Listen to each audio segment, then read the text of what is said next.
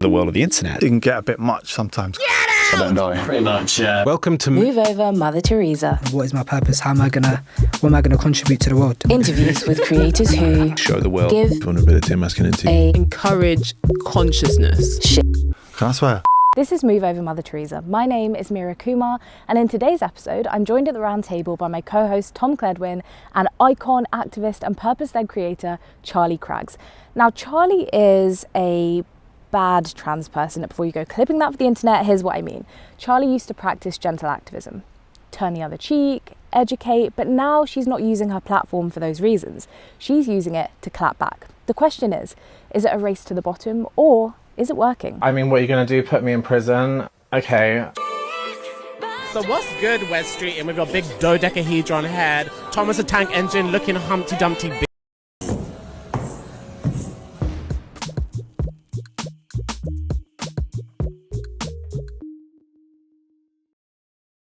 I heard one of your podcast interviews and something really struck me when you spoke about this moment you decided not to be a victim. And it seemed to me that that was the moment you really sort of breathed into yourself and stood up and just realized. It felt like almost the origin story to the person we what's know. it called? The villain origin Yeah, story. the anti-hero. The anti-hero, yes. Yeah. But I think this is amazing. And the reason I like everyone to some degree sees themselves as a victim, to different degrees. It's just a kind of human trait, right? But to be able to sort of flick that switch and decide not to be that in some way feels like such an empowering tool. I'm just wondering what was that experience for you and how do you reflect on it now? I was actually talking about this last night with my mum, and we were talking about how anger, I was talking about how stress can manifest in the body as illness or bad things, trauma response to it. And she was saying anger as well. And I was that's what I tried to explain to her, because my mum doesn't really understand sometimes why I am the way I am, where we're going through this thing at the moment with a tradie who ripped us off. So me and my mum bought a house together, and we got a guy to come in and do our windows, and he just ran off with my money. And my mum's the sort of person she plays by the books, and she's a really goody. And I tried that and it didn't work, and it's 3 months on, he still got my money. So I said, I'm going to tell your wife that you slept with me if you don't give your money. I'm not saying he raped me or anything, but I'm saying, yeah, you bottomed for me, babe. And I'm going to tell your wife he didn't. But you can best believe he begged to give my money back that day. And I got a half straight away, and I'm waiting for the next half on the 28th. Point being, The threat still stands until the full money is. Yeah, and I said, I will be going on. Yeah, anyway, so this is the threat as well. I'm sure he'll hear this. But point being, I was just my mum doesn't understand why I'm that way sometimes. I'm but we've had very different walks of life where I've just I can't leave the house without someone looking at me the wrong way, laughing at me, commenting about me. And I've had that my whole life. I'm just I refuse to be made to feel scared or small by anyone, whether it's a man stealing my money or whether it's someone in the street just making me feel ugly and not even ugly, but just feel like a freak. I'm no, I'm gonna make you feel bad as well, because guess what? I can't take back what you did, but I can do something to you to make so that I can leave being great. So now we both feel shit, and now I feel better for that. So and also my skin's a lot thicker than yours, so I know that's gonna hurt you more than it hurt me. So that's my way of coping with it, and I tried to explain that to my mum. It's also my just way of sleeping at night. At the start of my transition, the amount of abuse I was getting, I still, I said, get comments. I'm very lucky that but it's not so much luck because I paid literally probably tens of thousands of pounds to look half normal. But when I started my transition, you don't look normal. You look like a man in a wig, because you essentially are at that point biologic. Do you mean you haven't taken a hormone, you haven't had any surgery, you haven't had any laser hair removal? So essentially you kind of are. So obviously not on the inside, but my life was so hard on just navigating public transport, constant abuse. And I was just I was being attacked, whether verbally or even physically. I've been spat on. We bonded over that.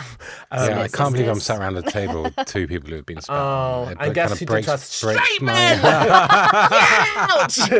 But point being, I was I'm just it's my way of being able to sleep at night, that I'm I can't, I was so angry about how I was being treated in the world. And then I was I need to do something to process this. And for me, at the start, it was actually doing something good. It was now transphobia, the campaign you mentioned, where I was gonna put some good out into the world. I'm gonna try and make some allies. I was traveling around a pop-up nail salon offering the public free manicures, and it gives them the chance to have a chat with a trans person.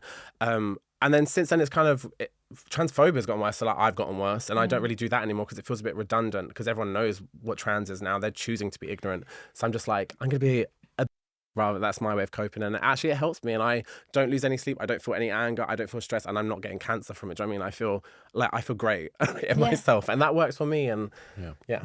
It's refreshing over the turn the other. I was always given the turn. Literally, yeah. Just turn the other cheek. Just let it go. For them to slap the other cheek. Yeah. I don't want to let it go, because then I go home and I'm sitting there and I'm like sitting in the stink of it all, and they don't even think about it, and I'm like, so I keep looking at Tom as if Tom said something to me. I'm so sorry, Tom. Whoever says something to me, and I'm just like, oh, like, you know, I let it go. And actually, it takes so much more to then unlearn that and to be able to stick up for yourself, which I find it really hard.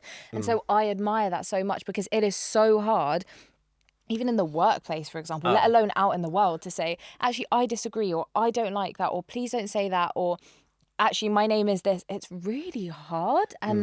And maybe I find it harder than most people, because I really just have been practicing turn the other bloody cheek for so long. But to hear the way you approach it's scary and it's exciting, and like it makes me laugh. And I think sometimes life is hard. Can we just do it the funny, kind of a little bit messy way, please? Yeah, and you can do it in a fun way. Like, I don't just say like, oh, I don't know, like something really mean. I'll just flip it and be like, oh, look, like, I'm like, I don't know, I can't think of one off the top of my head, but like someone would just be mean to me, and I'll say something like that. I make fun of that, and I'll make fun of the situation, but like, and I made a whole series on Instagram of it. That's kind of what I'm more known for these days than my activism is the T and LGBTs for try me, bitch, where I like comment back to like the haters when they say something. So and I'm like, I needed you this morning. I was on the train at don't. King's Oh my God, Cross. the trauma. It's gonna bad. make me angry.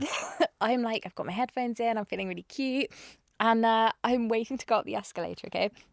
I see this woman out of the corner of my eye, and she's looking at me, and she's looking me up and down. I think maybe she thinks my outfit's cute because I'm feeling good today. And then she like shouts, she says something like, ugh, and I'm like, oh no.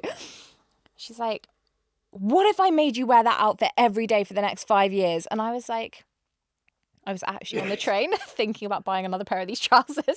And so I like look at her and I'm horrified, and everyone's kind of looking at me, and I've got AirPods in, and I'm like, please let the escalator go faster, like, please. And I didn't say anything back, and I kind of needed you to like turn around and be like, listen, bitch. Can I just ask, what was her point? I don't get it. I don't think she likes my outfit. That is crazy. I'm That's not just like, 100% I thought it was like racism coming. She's like, So no, did well, I. it might have been rude in that, but she's just like, I'm just going to be mean. Yeah, she just Also, you look hated great, it. first Thank of all. you. I was like, is it to do with sustainability? She's like, if I make you wear this cheap Sheen outfit, it's going to dilapidate in 5 years. Like, I was like, what is the point? Well, Like, initially I'm I not was saying you like- look cheap. You look very nice. A little hurtful. Sorry, no, I'm wearing Primark, so I can't talk. But anyway. But yeah, I was really confused, because I was like, listen, there's racial hate, which I can go home and be like, oh, this woman was really racist to me. And then there's like, you hated my outfit, which hurts more. Girl, literally. I was saying the other day that I've started getting, rather than the transphobia as the low-hanging fruit, people now call me fat. And I'm like, I know I'm fat because that's what they go for. And I'm actually okay with it, because I'm like, I love being a curvy girl. But point being, I'm like, it's so weird when you like someone goes for something other than what you've got the lines ready for the racism. Yes. But when someone cuts your outfit, you're like, wait a minute, that's very mean. Yeah, I'm like, That is exactly, it's like, that is so hurtful to me. And also, I kind of, when someone's racist, I kind of expect other people to step in. But when someone says you're ugly, no one is stepping in. Everyone's like, oh, I was like, oh, she had a point. It's chopped. that's what hurt most. I waited. There must have been 30 seconds before we all split up, and I was just like, someone say her outfit's cute, please. But can you see what I mean? Like, the point is, and you said it yourself, is that you then go home or leave that experience, and you can't forget that, not just for the rest of that day, but it will come back to you. Like, you'll be lying in bed on a Tuesday night one time, and that will just come into your head like, why didn't I say something? And I was so sick of being left with that feeling. I was like, I will say something every time. Yeah. I'm never, and I will also say things to other people. Like, if I saw someone being mean to someone else on the tube, I would be the first person to be like, we're not doing that here, because I've been the person where I needed someone to say something, and no one ever does. So yeah, I just think like that's what I try and encourage in my queer following, just to be like, you need to learn, because we're basically taught Like, if you're going to be queer growing up, you're going to have to accept people who are going to be mean to you. Like, that's literally what our parents and our teachers tell us. Like, oh, if you're going to be a gay boy, you're probably going to have, like, the boys will be boys and they're going to be mean to you. And you just kind of have to I'm like, why do we have to accept that? Why is that normalized? Yeah. That's crazy. Like, Rather than teaching other people, treat people better, it's, can you just deal with the shit in that's the gonna same come way your with everything, like sexism, racism, anything. It's just like, oh, it's almost like you're just going to have to deal with that rather than let's deal with the problem. Yeah, I remember carrying my little cousin home from nursery one time, and there was a guy who's minding his own business at the bus stop. He's bald, no problem with that. And my little cousin, who's like 3 at the time, is like, wow, that man's got no hair. And I'm mortified. And so I ignore her, even though I'm carrying her, because I'm like, what do I say? Then she just says it again louder. And he looks at us and I'm like, listen, she looked great. I'm sorry. And I was like, yeah, some people don't have hair. Some people have hair. And she's like, oh, interesting. And when she was like, you know, at that age and she was meeting other kids at nursery and she was kind of figuring out, what do people look like? She'd be like, oh, this girl at my nursery has different eyes than me. This girl has different hair than me. This girl wears these clothes. And we'd just talk about it. And I'd be like, yeah, you know, like some people look like this. And I'm a lot, she's mixed race. So she's Irish and brown and Indian. And I obviously am fully Indian. So I'm darker than her. And we'll talk about that. But you have to learn somewhere. And I think it's a way of a lot of people relinquishing their responsibility and being like, I can't be bothered to teach. Someone will do the work. So can you please just like turn the other cheek, you know? Yeah, it seems, I think we're always in danger of looking for the most sort of seemingly gracious and civil solution. And I think turning the other cheek is like, it's easy to think that's what it is. But in reality, like, it's one, harder than it sort of sounds, and two, actually, like, there's a huge compromise, right, where you're actually having to swallow something and just be polite about it. Yeah. But Charlie, I think what's so amazing about your work is that for me, Nail Transphobia was exactly an example of like an incredibly gracious, incredibly civil example of like bridging, right? Bringing people together who wouldn't necessarily know each other or know each other's experiences and have a meaningful conversation about it. So I think, like, you know, to be speaking to one person who is like known for this civil and gracious campaign, long running campaign, to being like the clapback queen, which I think is also an art. How much of, and you alluded to this earlier, but how much of why do you not think Nail Transphobia as a idea, as an activation, like, works today? Part of me think it does, and I think about bringing it back because I think what's lacking is the humanity, and that was at the core of Nail Transphobia, was all about like essentially holding hands with a trans person while I paint your nails. We have a chat, 1-to-1, just us, holding hands essentially, and you can't help but feel my humanity while I'm doing that, I would hope. But I just feel really disillusioned and disheartened with the way things have gone. I started that in 2013. It's over 10 years now, and I feel like it's just this. And actually, for a while, it was this. We got to about 2018, I'd say, when the GRA stuff was happening, and the Gender Recognition Act, where they were going to reform it to allow self-ID to be like what they have in Ireland and Denmark and Portugal, where it's never caused any problems. There's been no like cases of anything bad happening. It just makes trans people's lives a bit easier to be able to like get the paperwork they need easier by having autonomy over their adult bodies and saying, I'm trans actually, and whatever. And that when that all happened, that's when the TERFs went crazy trying to push against it. And I was just like, oh, like, and it just since then it's been like this. And I just feel like I just don't think there was, I mean, right now you just feel like, well, the whole point of it was to like almost educate people in an unlike academic or unlike what's the word, patronizing way, to be like, hey, this is what we are, this is why this is not true, like just come and meet us. And like, but I think it's gone in some ways beyond that, where like people know what trans is, people fully understand it, people are like rather than like ignorant, they're like willfully ignorant now. They're like, they actually are choosing to be like, no, you're not trans, you're a man, and a man is someone with a and it's just like, oh my god, well, we can't go anywhere from there. Like, if you're coming in with that, like, and like I said, the sad thing is that like most people aren't like that, and the polls don't lie, the YouGov polls, but like it's still like, I can just imagine if I was doing it today, I'd be getting like the TERFs would be trying to get the people booking me to boycott me. I feel like, because I would do things like museums and galleries and it would be open for the public and even kids would come and they'd be like, they're trying to indoctrinate their children. And you think that there would be they pressure? would, because they've literally just passed Keir Starmer. Labour are like just passed the thing insane in schools. It's like the new Section 28 where you can't talk about gender to kids, like as in like transgender, like it can't even be spoken about or discussed. And it's like, well, like what you said with like your little cousin, like you're almost niece, sorry, you're like, you need to, it's not like, it's so ridiculous I'm having to say this, but it's not about like indoctrinating them, it's about like letting them know that these people exist. It's like, you can't, first of all, you can't become that if you're not it, but it's like, Muslims exist. Just because you tell a child that Muslims exist doesn't mean they're going to become a Muslim. Doesn't mean that they're going to become trans or gay.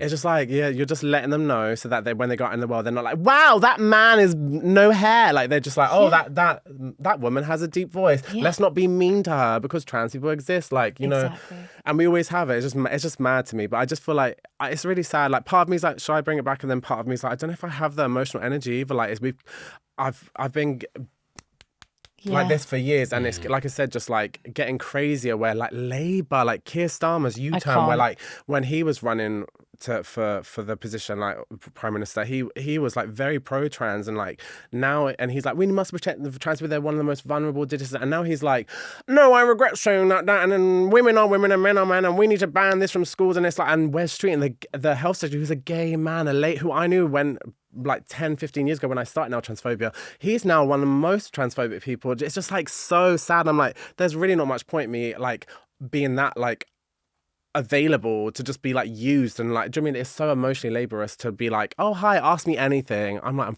tired of being asked anything. Like, I thought I was doing something good. It felt just like in the long time I did do a lot of good with it. You've got these videos out, you've got that dodecahedron viral, which cracks me up every time. Are there a few that you think have really either changed people who like have reached people who are not trans, who are not gay, who are not queer, who are not part of the audience who already support you, and actually might have affected them in some way for the positive, who might come and, you know, stand in support of someone else? Or perhaps, because I appreciate your content is no longer this soft, good activist, right? It's this anti-hero, this clapback queen. Like, what, how is that genuinely affecting people outside of a community who root for you already? Do you know? In what way? So like, as in like, how do people outside of my space feel about me now in the shift or something? Like, yeah, but in like a positive way. So do you think you're reaching those people, I'm assuming, because you always get beyond your audience, right?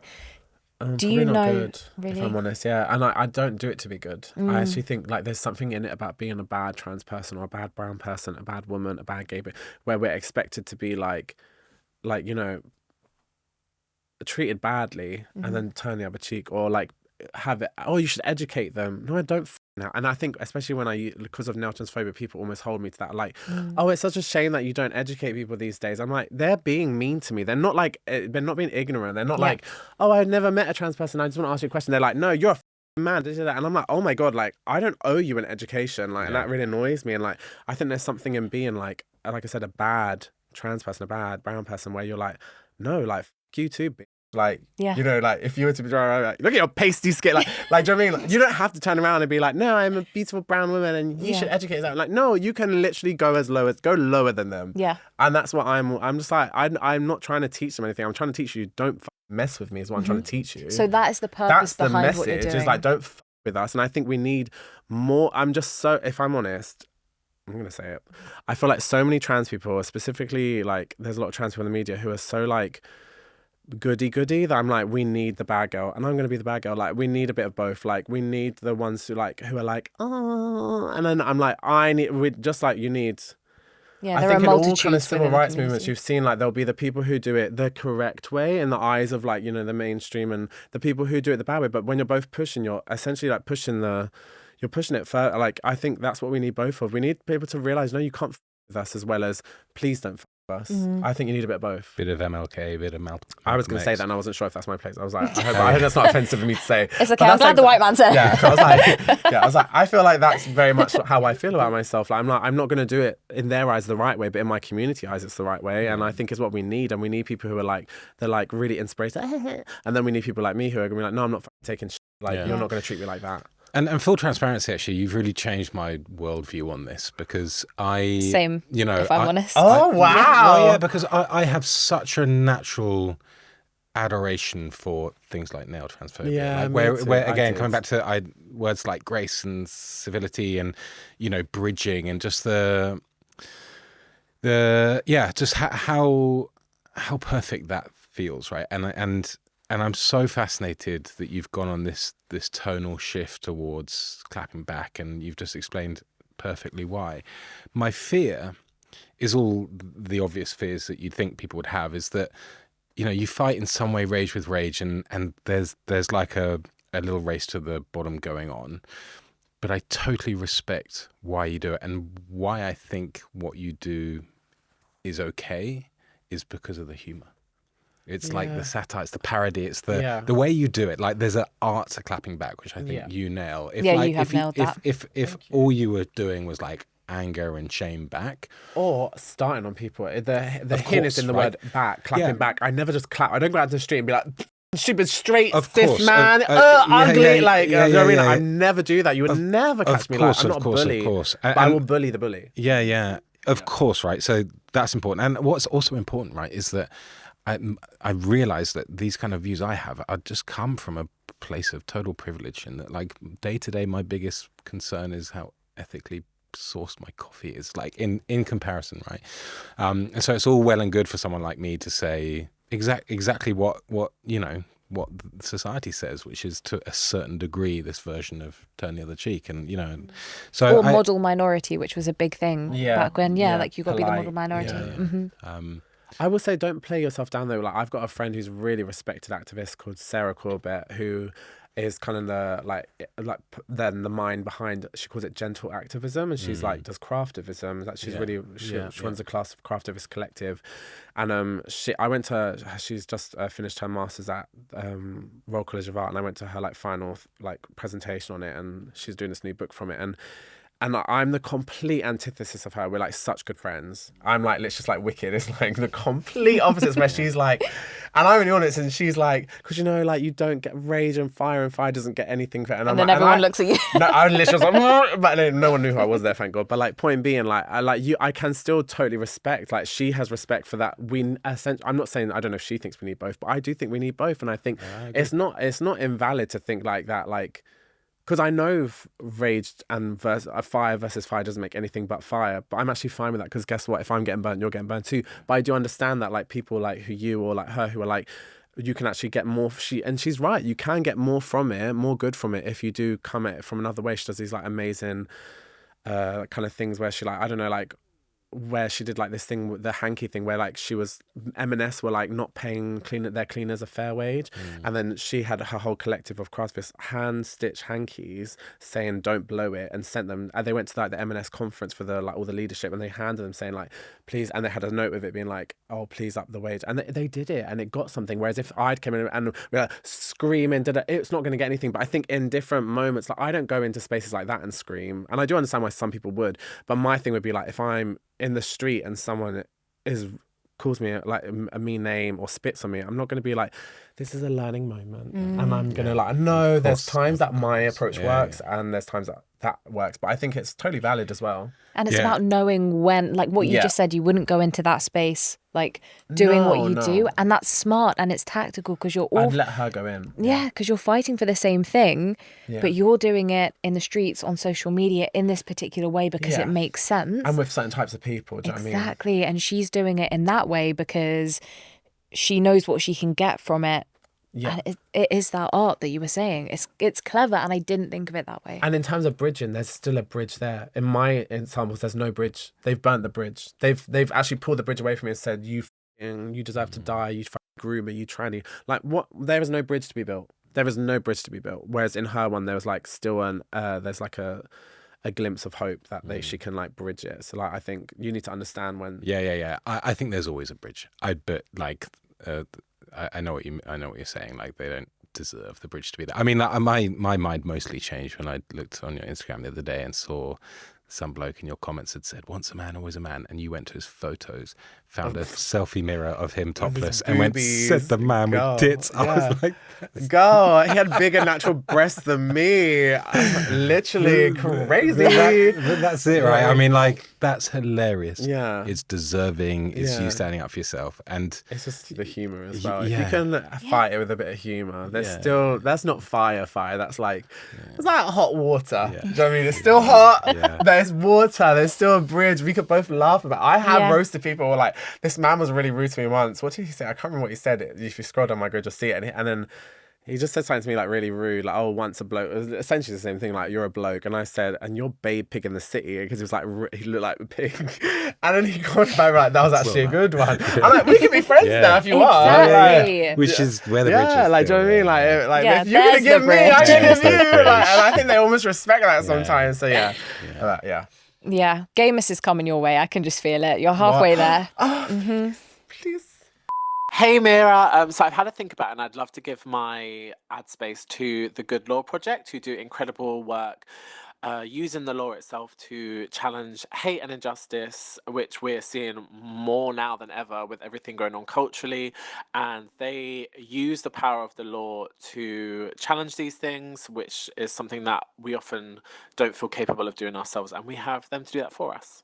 So in those initial years, do you have any like memories of the kind of magical moments, magical conversations, like when it was at its best, that campaign? What was amazing about it? And bear in mind, this is to convince me, because I think this is like a secret ploy. You like looked around and you were like, oh, cis-het people have like crusty nails. Let me fix their nails under the guise of allyship. So yeah, I need to fix my own nails. No, mine aren't. That is proof that like it was never about nails, and I was very clever, and I'm surprised I was that clever. I went to fashion. I went to University of Arts. So I was like, I went to LCF, London College of Fashion, and I was doing branding, and then for my final project, I was like rebranding activism, and like I was like, I couldn't even paint nails at the time. I'd only just transitioned. I'd never even painted. And I was like, I'm just going to paint the public's nails. And I was just like, so like, but point being, it was literally just a catalyst for that conversation to happen. Because if you just have a table of brochures about transphobia, no one is stopping. But if you offer a free manicure, there's literally a queue out the door. And when I got good.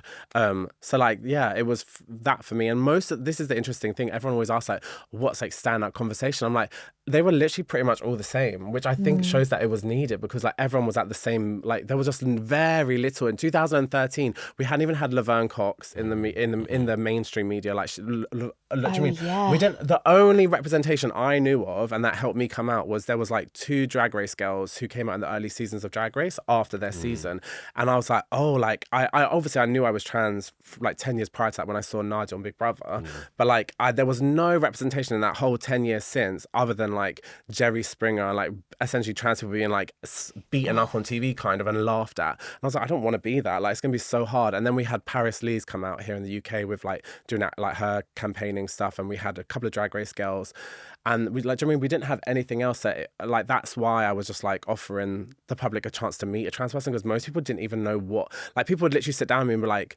and they would be saying the complete wrong things. And the beauty of the campaign was that I'm not going to like shout at you. You can literally say, because there's this misconception that trans people, you've got like walk on eggshells around us. And if you misgender us, we're calling the police. Literally, I get misgendered all day, every day. I could not care less. I don't know any trans person who really could. Like, and we get painted that way, but it would literally just be a chance to like sit down. They'd be like, oh, like they'd be calling me here, and they'd be like, oh, so what's the difference? What's a drag queen and what's a trans? But like people just knew nothing, and that's why most of the conversations were the same. But that's also why it was so needed, because the base level understanding across the board was so low. Like because there was no talk about us, and actually it's gone the other way where there's too much talk about us, and that's actually pushed people the other way, where they're now like, they're being shoved down our throats, which guess what was a tactic. They did that on purpose. They wanted you to feel like we're being shoved down your throats. Like, and also aren't trans people, this might be wrong, but less than 1% of the population. Yeah. And the way we're talking about it seems like it's like 50%. Epidemic. Not even 50. You'd think we are literally like converting stealing everybody. Your jobs, you know, like in your bathrooms, like it's,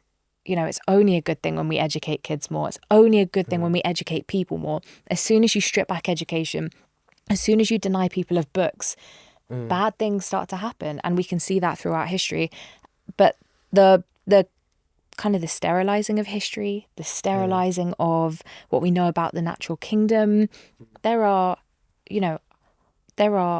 so many examples of gayness and I think not sexual dimorphism, but there are species that go from male to female. Transgenderism, Exactly, in nature. There's multiple, like you don't even have to look far. You can see it on literally David Attenborough did an episode on it on Blue Planet with like fish that literally like turn into the other one when there's not enough, and they literally Not just enough others. yeah, it's crazy. Exactly. I think also it's like the proof that it's so natural is like when like I tell my story, and it's the fact that my mum, like my sense of being trans predates my sense of memory, like so as in I don't remember it, my mum remembers it. That just shows you how natural it is. Why is a child saying, hey, I feel like, and not just saying once, like, because people be like, oh, they say they're a girl, and then their parents take them to the GP. Girl, calm down. Like, that just does not happen. But like, I definitely didn't get taken to GP because it was the 90s. But like, I was telling my mum I was a girl, and I don't really remember that. And I do remember vaguely like one time, and then I remember praying like, oh, I wish I'd wake up a girl and stuff. But like that, I didn't have an understanding of like that was right or wrong at the time, that I'd be shamed for it, that was even allowed, that was even a thing. I don't know you could transition. So like it shows that it's natural, like an innate part of us, just like being gay or like being something else where like it's just something in you. Like, and it will get proven one day, and we'll realize how stupid these idiots with their horrible haircuts and black mold in their house, and their dodecahedron heads, and their dodecahedron heads. We'll realize that I do believe that there's probably like a gay gene or something, or a trans gene. Like there just is. And like, but even if there wasn't, like third gendered people have always existed. You can't like they are like so dumb because they'll be like X, Y, and X, and it's like no, well, it's literally not. Like if you did more than GCSE science, and I didn't, but like I've read about it, like where you would realize there's actually like scientists literally come out and be like that is literally not true. Like there is like a third gender of intersex people who are literally like different combinations, and like, you know, there's more third gendered people, as in like people who are intersex or like you know, like in like some form of transness, than ginger people.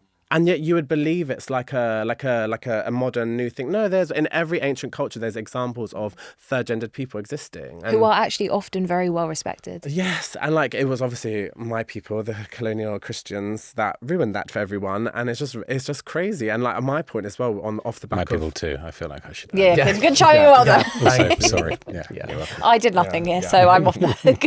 But my point is that there are so many more issues affecting women that are not imaginary, that they should be putting their if all those women and that J.K. Rowling, she has like a 1.2 million fund for like sex matters things, where you can like take trans stuff to court or whatever. If that money was given to like actual women's issues that are actually happening, not hypothetical, oh, what if a trans person does this? Literally we don't. So we've been using the toilets with you forever, and you've never heard of this being a problem until now, when there was no problem. It's just like what ifs, and you just think, girl, like, it's not a what if that abortion has been banned in America. It's not a what if that could be happening over here. There's literally MPs who want that happening over here. There's not period poverty, you know, the workplace, all these things that they could be putting their efforts towards. Well, it's really difficult for us to do this, but I'd love to try, given this shift in perception discourse that we're talking about, right? Like, if we could isolate why this is happening and isolate the role of social media in that, right? Because it's clearly like a political media cultural thing,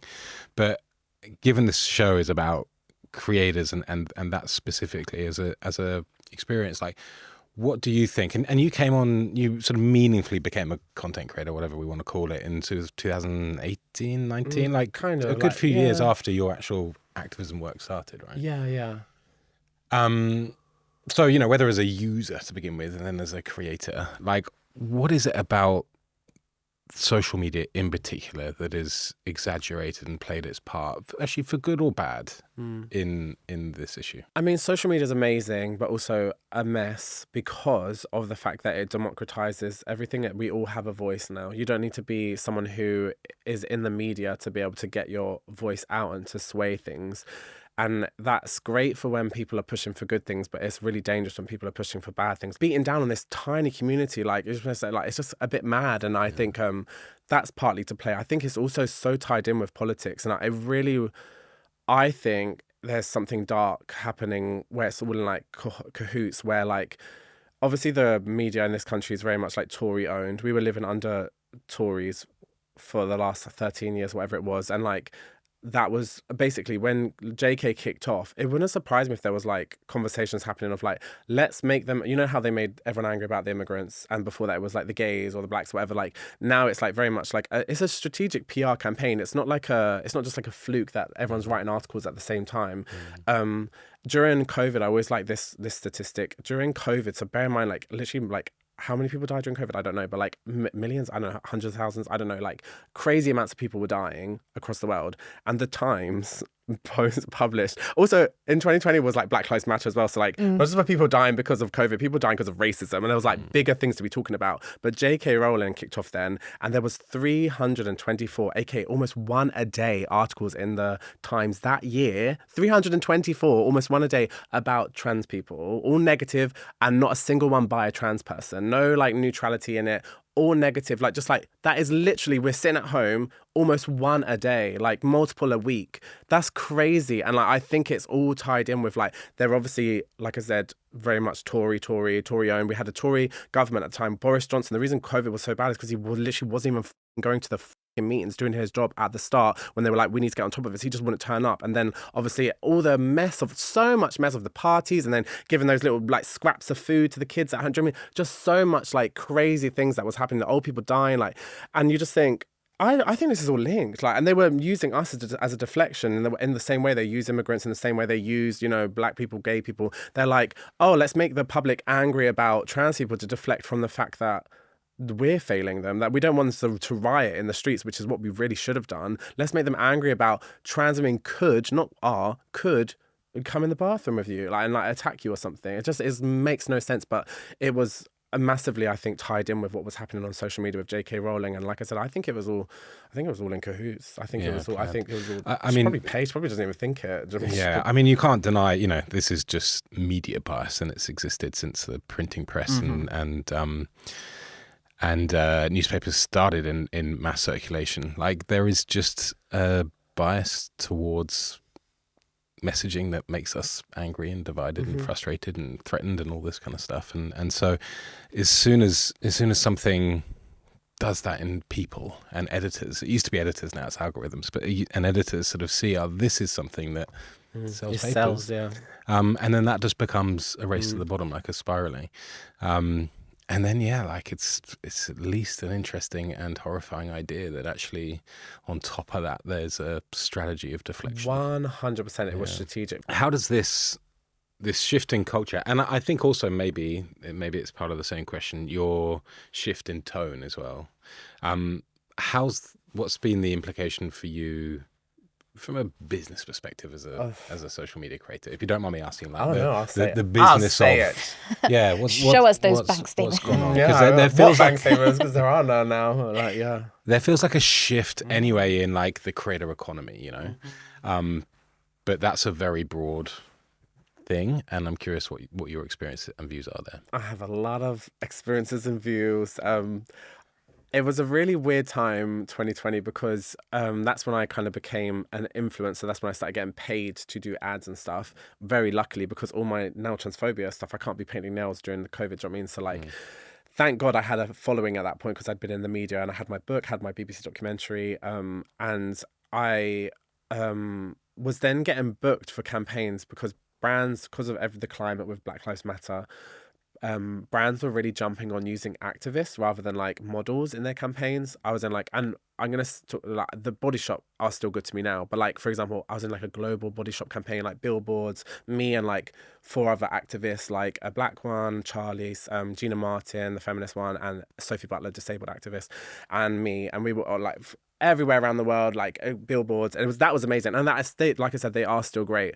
But so many other brands, like, and I was in big campaigns for them, or even just like ads on Instagram, were booking me, booking all of us. And because we're political, because we're activists, and because it almost washes their brand, that they're like, because they'd all, you know, never used a black person in their campaign, and they were getting called out for it. And they're like, we're great, we really care about the world. And like, don't get me wrong, we weren't stupid. Like, all of us knew they're doing this for like optics, that it's performative. But guess what? We all are like marginalized people that need to pay our bills. So, and also we're in COVID, we have no money coming in. So we're like, take the check, girl. Cut to like 3 years later, I'd say 2-3 years later, it starts getting quieter and quieter, to the point now I'm literally like, I did so well in those couple of years that I bought a house. Like I said, I've moved out with my mum to the countryside, bought a cottage.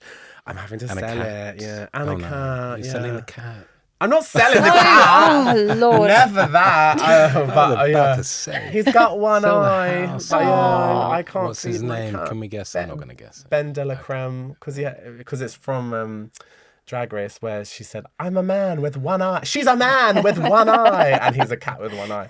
And so anyway, and then so I call him Benny. But anyway, point being, like, it's so sad. I feel, and like I said, I knew I was being used, but it doesn't hurt any less that, like, I thought I was doing the right thing by, like, buying a house as a working class person. I couldn't believe that I was, like, getting to do that. I was like, yes, I invest in my future. And then you buy it, and then you're like, I can't fucking afford this because I'm getting no work now, because guess what? All of a sudden, these brands who hired you to be political, to essentially like show that they're like political and engaged and stuff. Yeah. Now they're like, sorry, Charlie, you're actually a bit too political. Like, no offense, but like, you shouldn't be saying that about Tories. You shouldn't be saying like the Tories. Like, you shouldn't be posting about Gaza. You shouldn't be posting, I don't know, this, that about trans stuff. Like, it's just too, especially the trans debate right now. Like, if you're a queer creator, they just want you to be like, love is love. That's all they want you to say. And like if you're like saying anything about like trans stuff, like it's too contentious, because it's like, oh well, so we've got to have both sides, and the women's do this, and it's like, it's just mad to be like, oh my God, like I've like, it's just very weird. And you essentially have to realize like what's more valuable to you is like the free Sky Glass TV, thanks Sky, or Who Dropped Me, or my voice. And my voice is worth a lot more money than a Sky Glass TV. Correct. It's worth 2 Sky Glass TVs. I want one for my mum, because we're splitting up now because we can't afford our mortgage because of you. But point being, I really value my voice more than a fucking stupid shampoo advert. I don't give a like, I'm literally like, it was nice while it lasted. I did really well for myself, and then I just realized I don't want to sell my soul. I want to be able to. I started off as an activist, and I will always, even if I'm not so much an activist now, I'll always be a political person, and I'm never gonna shut my mouth for a check. There's no check big enough. Probably is, but yeah, exactly. I can not slide that number. Anyway, but yeah, it's a shit time. But I think it's actually pushed me in the right direction. That it's reminded me like why I started, because you get caught up in it, and you're like, because when work's good, you're like, this is amazing. Right, and you're on like, billboards, and you're only human, right? So that's like, girl, yeah. But like, there weren't loads of billboards, but like even just like steady ads on Instagram, you're like $3,000. I'm like, bitch, I was on free school meals growing up, so I'm like, $3,000. I'm like, my mum and dad worked so much harder for like what I was even paid a year. They were not getting. Do you know what I mean? And I was just like, this is mad. So, but then you get to the point where you're like, my dream was never to be an influencer, to be like selling branded stuff on Instagram. Like, that's so dead. Like, that's my goal, was to be an icon. I'm gonna go after that. I'm not going after shampoo ads. I'm going after, I don't know, saying naughty things on the news. Love that. So when you say you want to be an icon and you're not willing to compromise your voice or your beliefs for money, essentially, how do you do both of those? How do you make money and be an icon? You don't, girl. Well, pave the way, please. But I realise I have a very clever friend, Kenny Ethan Jones, another influencer, another activist, trans black guy, and he was like, Charlie, your money will always come from your. He's like, you need to stop going after the brands and go for the audience. Your audience is so invested in you. Like, he's like, your engagement rate. Like, I'm not being big-headed. I have a very good engagement rate. Like, people are really invested in me. People really trust me, because I've always, from the start, been very like, I will say how I feel when I feel it. Clearly, that stopped me getting work, but like. Point being, like, I'm also a good bit. Like, he was like, that's where you need to focus on. So like doing more books, doing women shows, doing like a Patreon, doing things like that, doing your own stuff. Stop relying on a boardroom full of fucking people who don't know you or get you to be like, oh, she's palatable enough for us. Yeah. Off, like, I don't need to be like this is exactly like the trade-off, and actually there is a balance and something promising here, right? So the more you are you, the less brands value that, but the more people do. And so and how much of you, but then I think there's an uncomfortable, at least I would imagine, like an uncomfortable idea of like essentially trying to leverage your audience, like turning your audience into like supporters to like, you know, to customers in some way. It's a horrible way to put it. So how much of like, you don't have a Patreon? I did during COVID, and I just let it die, like, because I couldn't keep up with it. Because also, like, I'm not being funny, like, I'm fucking tired, like, as like a lot of like minority people, I'm just like fucking tired. Like, life's been hard, like, and I'm like, and my mental health's never been good. So like I let that die, but I need to revive that. And I was lucky that when I did have it, I had people like, because you could like, you don't have to be charging a lot, but like just people who are invested in you and they know that you're not getting the work because you've got like a voice, that they're like, oh, I want to like help make sure you keep your voice rather than have to lose your voice to be able to do shampoo ads, like to pay the mortgage. Like they'd like, I'd rather give you £2, £3 a month so that I know.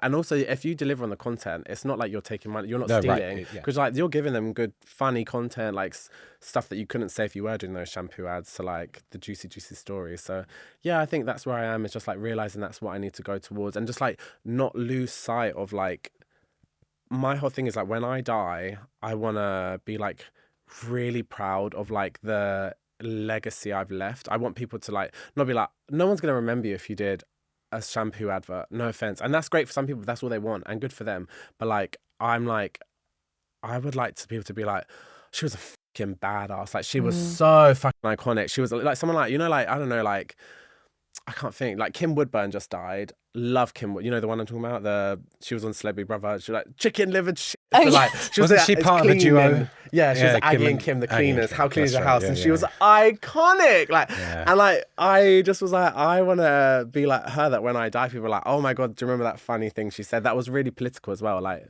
and why is that? Is that because that's how what you feel long-term change is, right? When you still exist in the minds of people like that, is it like a bit of ego too? Oh, girls, ego, obviously, but like it's also a bit of that. And I will say, like when I it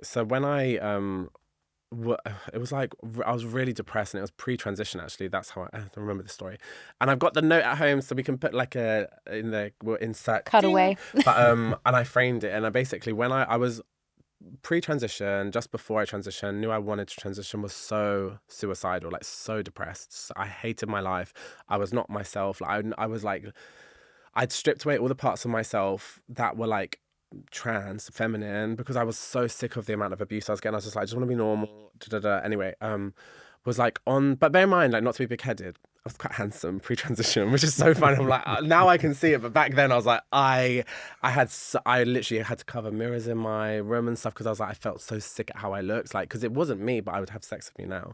But then so like I say that for context, because you wouldn't know how I felt from looking at me from the outside. And I was on the tube one day getting off, and then at London and what's it called, Elephant and Castle, there's like a lift up to the platform, up to the barriers, and I got in the lift, and then a lady got in. She was the most nondescript lady, like didn't even like look at her. Do you know what I mean? Like I think she was actually in there before me. Anyway, long story short, she came up to me. She was like, in the lift. I'm thinking she's like a crazy person. We're in the lift. She's like, I have a message for you, like from God. Like she was like, I know it sounds kind of crazy. I am actually religious. You don't look religious because you're like. It depends. What you look like you were raised religious. You look like you were. It depends what she says. To be honest, I need to. You're gonna have the biggest tits, sweetie. No, she was like, I was just like, you're gonna get a BBL. Sounds like God to me. You're gonna get. No, she was like, God sees you. I can't remember the reading word for word, but I've got it. I literally got off the tube and like writ down everything she said. She was like, God sees you in your room. God sees you like crying. God sees you how you like hate how you look in the mirror. Like, and bear in mind, like I said, I was really handsome, so you wouldn't know this.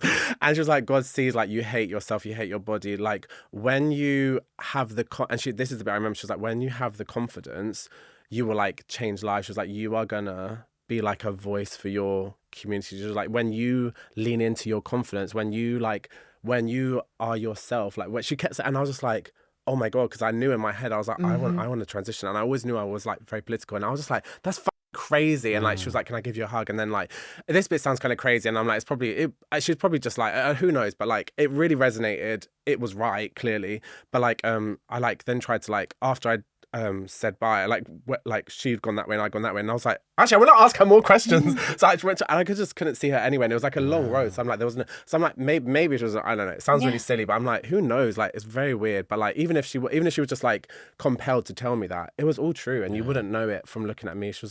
There was other bits to it, but it was just a really important moment, and that's when I was like, I'm meant for big things. I've always kind of known, I think all gay people kind of think we are, we're like, I'm gonna be Britney Spears. Like I know it. Okay, I think you thought you was as well. She's making her family call her Britney. Yep. Anyways, she's a gay man. She's an honorary gay man. Thank you very much. Yeah, I just have always kind of known, and I'm like, I just feel. I think as well because I'm the complete opposite to what I was growing up, and I'm like the hero that I needed then. I'm like, I know I can do this. Like I'm so strong. Like I can do this. Did you want to do golden ticket now or later? Yeah. So this is the first time we're trying this, so we'll wing it. But give you a good context. Mira, myself, John, our little side hustle is a social experiment called Drop Dead Generous. We're giving 1,000 people $500 to pay it forward. We encourage all of our grantees to be as creative and as outrageous as possible. We collect and share the stories of what people do, and what we're trying to do is show that kindness, generosity, whatever we call it, can be so much more than just charity donations and volunteerism. So we would love to give you one of these golden tickets, which would be a grant of $500, about £380, with the invitation challenge, whatever you want to call it, to pay it forward in whatever way you want to. So it would just be an honour for us to call you a grantee, and also we'd be really curious to see what you do with it. Thank you so much. Thank you, pleasure, guys. pleasure. And I feel like Yeah, straight into the Patreon. Oh, amazing. yeah, 100%. Yeah.